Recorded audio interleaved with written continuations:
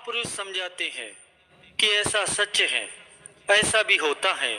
हमने भी देखा है और किताबों में भी पढ़ा है, इतिहास में भी और आज भी। जो लोग बंदगी के रास्ते पर चले जाते हैं वह जंगलों में जाकर बैठ जाते हैं, गुफाओं में जाकर बैठ जाते हैं, एकांत में जाकर बैठ जाते हैं। वजह क्या है? मन को उदास करने की कोशिश करते हैं, क्योंकि मन में वैराग्य तब आएगा जब मन उदास होगा। यह अच्छी बात है, पर महापुरुष फरमाते हैं कि तुझे यह सब करने की जरूरत नहीं है। कहते हैं अपने मन को समझा, अपने घर को ही। गुरु को वीडियो लाइक कर देना, सब्सक्राइब कर देना। ये बात पूरे आप ध्यान से सुनना। ये सत्संग बहुत ही आपके जीवन में बहुत ही सुख लाएगा। ये पूरी ध्यान से सुनना। जंगल मान ले। क्यों? क्योंकि जंगल में तू अकेला है। असल में घर में भी तू अकेला ही है, भीड़ में। महापुरुष समझाते हैं जब मुसीबत आती है इंसान के ऊपर तब वो अकेला ही होता है। देखने के लिए सब साथ में होते हैं। ऐसी ऐसी पीड़ाएं हैं जिसमें कोई आपका साथ नहीं दे सकता। वाणी कहती है कि तेरे साथ कोई नहीं है, तू अकेला है। किस बात का अभिमान करता है? कोई कहता है कि मेरे रिश्तेदार बहुत हैं, कोई कहता है मेरे घर वाले बहुत हैं, कहता है मित्र बहुत हैं, किसके पॉलिटिकल अप्रोच हैं। वाणी कहती है तेरा कोई नहीं है मुश्किल समय में, सब तेरा साथ छोड़ जाएंगे। यह सब दिखावे के लिए है। जब तक तेरे पास धन है, जब तक तेरे पास सुख है, तेरे पास आएंगे।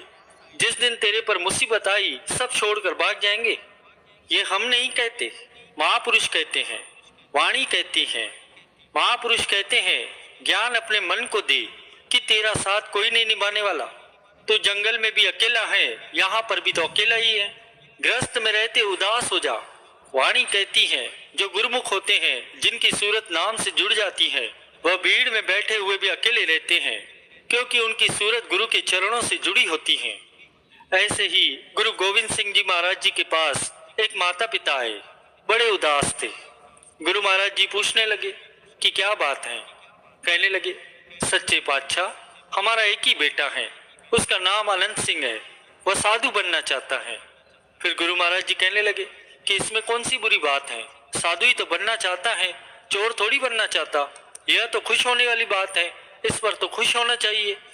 कहने लगे कि महाराज यह बात तो ठीक है, परंतु ये घर बार छोड़कर जाना चाहता है। हमारा तो एक ही बेटा है, हमारा इकलौता बेटा है, हम क्या करेंगे? तब श्री गुरु महाराज जी ने कहा कि उसे लेकर आओ। तो वह उसे किसी प्रकार से लेकर आए। गुरु महाराज जी ने उसे अपने पास बुलाया। कहने लगे कि यह तेरी सोच बनी कैसे? तेरे मन में ये विचार कैसे आया कि तुझे घर बार छोड़कर जंगलों में जाकर साधु बनना है? उसने कहा कि मैं गुरुवाणी का पाठ कर रहा था, उसमें एक पंक्ति आई। पंक्ति थी कि हे मन प्यारिया तू सदा सच संभाले। हे मन तू सच को पकड़, नाम को पकड़। यह जो तेरा परिवार तू देख रहा है यह तेरे साथ नहीं जाने वाला है। कुटुंब जो देखदा चले नहीं तेरे नाले, साथ तेरे चले नहीं तिस नाल क्यों चितलावे। जो तेरे साथ जाना नहीं उसके साथ मन क्यों जोड़ रहा है? ऐसा काम क्यों कर रहा है जिसकी वजह से आगे तुझे पछताना पड़े? कहने लगा जब मैंने ये पंक्तियां सुनी, ध्यान से विचार किया, मुझे सब कुछ निरर्थक लगने लगा। अब मेरा मन कहता है कि सब कुछ छोड़कर मैं साधु बन जाऊं। तब श्री गुरु महाराज जी मुस्कुराने लगे।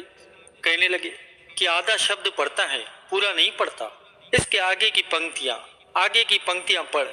कहने लगे कि आगे की पंक्तियां तो पढ़। आगे की पंक्तियां कहती है, वाणी कहती है सदगुरु का उपदेश सुन, तू होवे तेरे नाले। ठीक है, गृहस्थ में मन नहीं लगाना, कुटुंब जूठा है, फर्ज निभाने हैं, पर उपदेश सुन सदगुरु का। तो गुरु का उपदेश सुनेगा तब गुरु तेरा साथ देगा। उसके उपदेश के हिसाब से चल। गुरु का उपदेश है। गुरु का उपदेश ये नहीं है कि जंगल में चले जाओ। गुरु का उपदेश क्या है? मन ही माहे उदासा, कि घर को जंगल समझ ले। यह उपदेश मान, गुरु का उपदेश है। अगर इस उपदेश पर चलेगा गुरु तेरा साथ होगा। जब गुरु तेरा साथ होगा तो अपनी मंजिल को गृहस्थ में रहकर भी प्राप्त कर लेगा। कहे नानक मन प्यारे तू सदा सच संभाल। यहाँ पर गुरु अमरदास जी के वचन याद आ गए प्रेमियों। कई लोग कहते हैं कि श्वास श्वास में सिमरन होना चाहिए, पर हमारा नहीं होता। कई गृहस्थी लोग रहते हैं, उनका नहीं हो पाता। घर के क्लेश हैं, दुकान की टेंशन, कहीं कुछ तो कहीं कुछ, हमसे नहीं हो पाता तो क्या हमारा बेड़ा पार नहीं होगा? तो गुरु अमरदास जी ने क्या वचन किए थे कि नाव 4 उंगली खाली पानी में डूबी हो, नाव 4 उंगली खाली पानी में डूबी हो, सारी की सारी नाव ऊपर हो तो भी वह नदी को पार कर जाती है। इतनी सी नाव सारी नदी को पार कर जाती है। दास ऐसी नाव में बैठा है, इतनी सी नाव बाहर होती है, नदी को पार कर जाती है। गुरु अमरदास जी कहते हैं कि केवल 4 घड़ियां नाम जपो, 4 घड़ियां, केवल 4 घड़ियां। एक घड़ी होती है 24 मिनट की, 1.5 घंटे के ऊपर लगभग 2 घंटे की 4 घड़ियां होती हैं। कहते हैं गृहस्थ जीवन में केवल 4 घड़ियां नाम जप लो, इस भवसागर से पार हो जाओगे। एक महापुरुष बड़ी प्यारी घटना सुनाते हैं। कहते हैं एक जगह मैं गया, कहते हैं पंजाबी संगत थी जहां मैं कथा करने गया, सारी पंजाबी संगत थी। तो वहां कथा की मैंने, वहां पर मुझे किसी ने किताब दिलाकर, वहां पर 300 पन्नों की, 300 पन्ने थे उसके। वह कहने लगा कि यह किताब किसी संत ने लिखी है, 300 पन्ने हैं इसके, इसमें जीवन जीने की कला है कि जीवन को जीना कैसे है, कैसे प्रभु की प्राप्ति करनी है। 300 पन्नों की ये किताब बहुत ही मेहनत से लिखी है उन्होंने। कहते हैं बड़ी भावना से उसने मुझे दी, हिंदी में थी, मैंने ले लिया, मैंने पढ़ी। पूरी किताब पढ़ने के बाद दूसरे साल से जब वह महापुरुष फिर से वहां सत्संग करने गए तो वह आदमी फिर से मिला, पूछने लगा महापुरुषों से कि आपने वह किताब पढ़ी? महापुरुषों ने हाँ पढ़ी। महापुरुष कहने लगे कि मैंने उससे एक बात और कही, जिसने भी लिखी है आपके संतों ने किताब, उन पर कुर्बान जाऊं।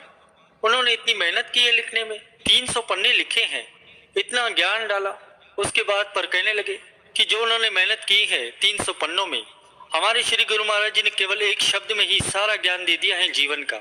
सब ग्रंथों का सार है नाम, एक शब्द में पूरे जीवन का ज्ञान दे दिया है। अगर वो कोई कर ले तो प्रभु को पा ले। श्री गुरु महाराज जी एक शब्द में पूरे जीवन की कला बता रहे हैं। अगर गुरु की प्राप्ति करनी है तो सबसे पहले ब्रह्मा मुहूर्त उठकर स्नान करके नाम जपो। गुरु का उपदेश कमाकर जो प्रभु का नाम जपता है पल पल, वह गुरु के बताए हुए रास्ते पर चल रहा है। उसकी सारी मुश्किलें आने से पहले ही खत्म हो जाएंगी, उसके सारे काम होने शुरू हो जाएंगे। 2 समय नियम करेगा, उठते बैठते नाम जपेगा, उठते बैठते उसके हृदय में नाम शुरू हो जाएगा। यह प्रभु की दात है। जो लोग ब्रह्मा मुहूर्त रोज उठते हैं, नाम जपते हैं, उनके भीतर नाम अपने आप पूरा दिन चलते रहता है। यह गुरु की दात है। उठते बैठते बस नाम ही जपते रहते हैं। जिसके हृदय में सांस सांस सिमरन शुरू हो जाता है वह गुरु को भा जाता है, और जो गुरुमुख गुरु को भा गया बात ही खत्म हो गई। और क्या चाहिए? जो गुरु को भा जाए सब कुछ गुरु का उसका हो गया, सब प्राप्त हो गया। सिंपल सी बात है। ब्रह्मा मुहूर्त उठो, नाम जपो, 2 समय 5 नियम करो, सत्संग लगा के रखो, दुकानों में भी गुरु से जुड़े रहो, बस कैसे भी पूरा दिन। यह गुरु का उपदेश है। 2 समय 5 नियम कर लो, गुरु की प्रसन्नता प्राप्त हो जाएंगी, गुरु मिल जाएगा।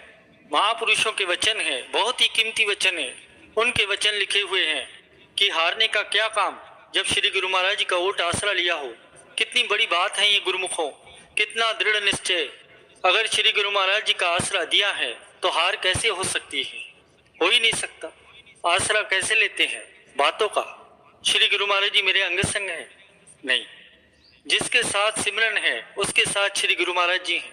जो नाम जपता है, जो 5 नियम निभाता है, श्री गुरु महाराज जी उसके साथ हैं। जिसके नियम पक्के हैं श्री गुरु महाराज जी उसके साथ हैं। और जिसके साथ श्री गुरु महाराज जी हैं, फिर हारने का क्या काम।